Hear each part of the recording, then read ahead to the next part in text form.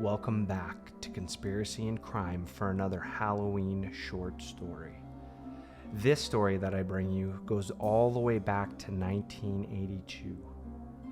This story is about a young woman who was home alone for the very first time. The only company that she had was her dog. On the radio, she had heard that there was a killer on the loose in her neighborhood, so she rushed to lock all the doors and the windows. Suddenly it hit her that she forgot to lock the basement door. But being scared and terrified like she was, she decided that she was just going to go retreat to her bedroom. To make her feel better, she brought her dog and let her dog sleep underneath the bed. In the middle of the night, she woke up to drip, drip, drip. It was coming from the bathroom, but she'd never heard that sound before and wasn't sure what it was.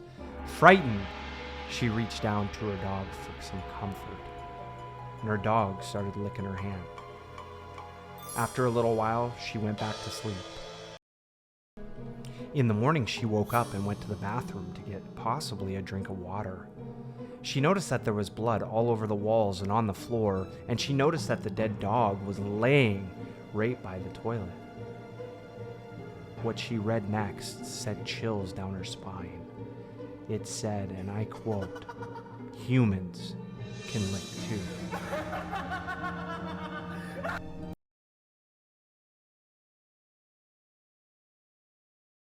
We are here for another Halloween short story.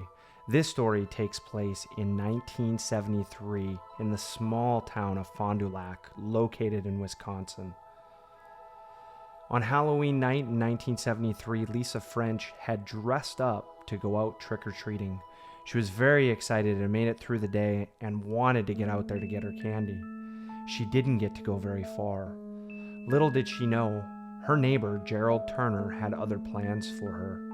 So when she started, she went right over to that house, and before she could get any candy, Gerald had brought her into the house and shut the door behind her. Gerald then raped her and murdered her, put her in a plastic bag, drove out to a field and discarded her body. Gerald Turner is now serving a life sentence in prison for the crime. He has been dubbed the Halloween Killer. He's been up for parole, but the prosecutors say, and make a great argument, that he is a violent offender, and if he was let back out on the street, he most likely would do it again. So if you ever hear that Gerard Turner is up for probation, you better watch that closely, because you know he's waiting to strike again.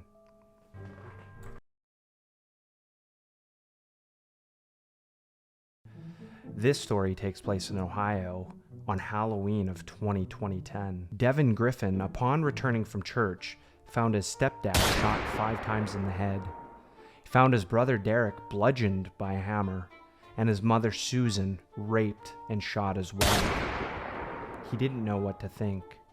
Very soon afterwards, the authorities were able to track down William's son, who also went by the name of William, but added a junior on the end of the name, at a halfway house. Soon after interrogating him, they did find that he confessed to the murder.